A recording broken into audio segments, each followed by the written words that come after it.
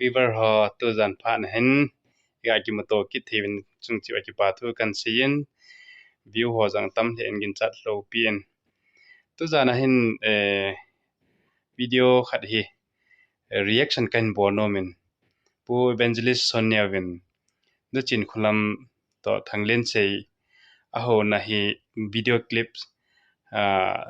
abong bonga in betting in first part je anevele han kanomin hichi hi an adonbutna ho hoi ka salhe jengin kichi ka sama mong jengin hoi tia la thedinga chu ti pin thana kam patin thua pin thana kam mong he e ho hi ta ai ki hlep hlep pa in ta po in nu Chinkholam hin Thangliensei na hin hichi hi thagawa mitam ta lambai an apui hoi da hon he thang hoi be se ta nam sunga jang hi hichi ho ta bang thu hi ki da le jing ta en hichi video clip si cham chakha ne be khom te adam lo ana kiti hi ihoni sudam thei povin tu ni chanin evangelist pala kin mi hin kha jong ka sudam khanai pon na zre ji asai di chu koi ma cha su dam lo pichu lei thaga wa jong koi ma su dam lo ta sa jong koi ma su dam lo thila jong ma cha no do lo a bol thei thila bo se ko lu re i ma cha bol kha pon i ma cha su dam pon a bol thei ma cha am poi ai chu thila wa he sumina thila sanga ho ki mana ji sumina da ma hi ana dam lo wa jong je su na su dam ni hona ki su dam thei pon a jesu so mata ul haile la ke ti thelo jesun ami te jesu chu laya hunga ke ta mi ong su dam thei poi ti khap ta sia jesu ko la thu phun sam ka ti le to chu jesu ong thei poi ti ke ong chu lung donum ta ai thang ki banga ka lo khial le i chu i ta hi na consistent lo cho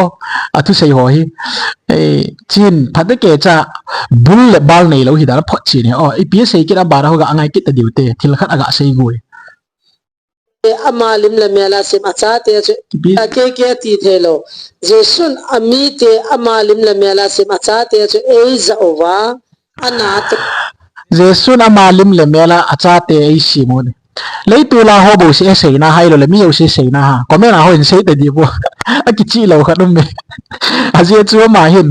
lấy tu la hong lo si kaw si hi lấy tu la hong lo si thila hi lấy tu la hong lo si sumgu sumdu na branding a za da bol cho ya chu lấy tu cha te bo sei na ham ai lo le mi yo si hi jesu cha te ama lim le me na ki sim hoi ti sei na min sei chin di wo ka he chin zo hi to ji hin ya cha patin ha cha hi na ke ni kam la khun la ke azza a patin lo patin la cha nam lấy tu cha te so bi te ho siwa le ko bru ko lu na doctrine hong thina doctrine hong phu pi a hi chi thila tu pona ministry hin pat do a thila tu sei yong a di e tia satan tu sei yong a di e tia na aban ta le hindu bra ho to ki khut jop ma thila doctrine zo sia kai jop ma bible thu to kinat mo mong lo no hin pathin la cha ka ha ti di mo mo hinam ko me nine sei kit wo pathin la cha hinai sai lo ding he aum chan apa thutta san ong ki pat dan hoi wa na le na aman mang pathin la cha ka he tin ko ya ko na kil am pathin la cha hi na tai tal hi zo ting le thila pu nan sei pi di ho pathin na pi e pon thila pu na pi zo he nan mu di we ani ve opi na phona adam lo ho su da mahin keinin wang mi ka dam sa thei pon no jong na dam sa thei po ve kon khanin keinin ka dam sa dan dan na sei ji ven helo wa hin tu ni chanin ke jong ka ti khanai pon ni kha jong ka dam sa nai po jesu na ta san na wam tu ni chane ti chu microphone at ya o bembe ma sap ma thilapu to ki thua hobung ro si chowa pastor ro si chowa no han mi na su dam the nam ijlai mo na kaw tum thilatu ma na sa dam mo ki bol dam ma ki su dam jinga ti chu koi hite a he mil dan hitam ko me na in se wo tu a se chu ta san the lo ham ha mina ka ban hanin jesu mina kan dab do tai jesu mina thui do de wa he e wa thane na kha cham pho jesu min mo nu Chinkholam thila ho nu jesu ki ti hi ki sial na man jing dan tam na thui hola thila thu nga nei in na pa san la thila nga nei na ministry ki phu do da nong thila pu nong phu do hi in jesu na tia chu cham kim jing dan hitam oh bible in pakai ei di chan wan gam lu ding hi poi ti kho khat ve ngo mo hi na bil na na to na lung thima hi na je lu kham chi thu kho pakai ti chan wan gam lu ding hi poi ko hi la ka pa lung lam bol pa bo chu lu ding a hi pathin lung lam hi na me na to hi pathin lung lam hi lo yong ne he chula thila to ki chim khom hi ne he chula ti chu iti pakai na ti wa nga chu iti hi jing de ta na nong hom chana ko na hi pathin thu di ki mulawin seten zo hin pathin min pa na thil ke danga bol the da nong hom chana pa na ki mu hi cho chong la ki dang nom lo pi cho nong ho la hi i ma cha ki dang lo pi chme in mo deu chme bible na sei hi chini khu ting le chun mi tam tan pa kai na mi na thila ka no a na mi na mi ka su da ma na mi na bol mo ki dang ka bola na ai ba je sun pi sem wo chon sit bol te ko ko ma kon po non ke man no khai po ve ati ding ho khu hi chi thila tu la je su min sam gmf dia ho ki sei na hi cho adang koi ma am lo di chume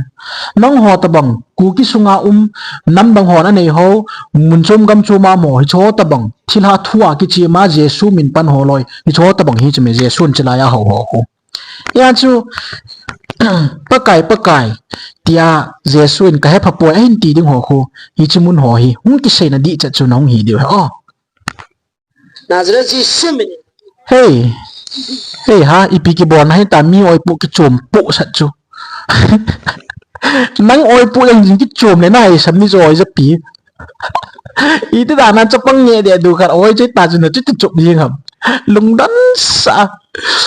ni min khui ting ki chip na ni tongo psychological trauma na nei sa psychological trick na bola abana physically abuse hai ta mi na bol kit na crime case na nei thei cho nami bol na ni ipi ka hen na ti kausi Thangliensei ngol nan wa ge Thangliensei at nang ni ham ka ti cho pathin thui na lu bo mo ngam lo ham o hilaya ki jam chapang nu nu nga nu hi pathinin ama lim le mela asim chon sit na ko na ti sen thinga kalbe khosa alhat do hin khuman lu ta chu nang ni ti dana kausia na ki phun sa ham Thangliensei at nang ni ham angol li di nei tai ho na ki sa dan hi nan hu bai pathin thu mo mom lo cho bible ki ti na sim kha lo ham bible hi nang mal hagaw hin na ding le na pa san ki ven tup na ding le satan het na do na ding a hi pathin thu hi na sim kha lo ham na het kha lo ham na zui kha lo ham oh video next part apa ho reaction kan bol ban kan jom ki te ni video ti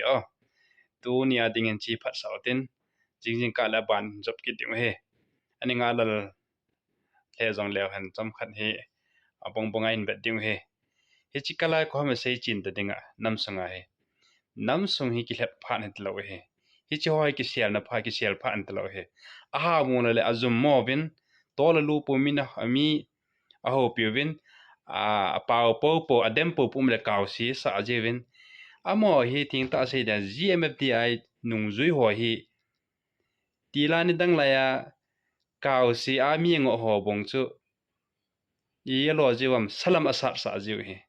hita mi ho zom vai le chen hoi ta ko do ding salam sat sa de kaw si ami ngo ho hi nok tol chot lo ding dol hi chu e pi le hi chan hin chai din akit na reaction pa ko ani nga ki taw te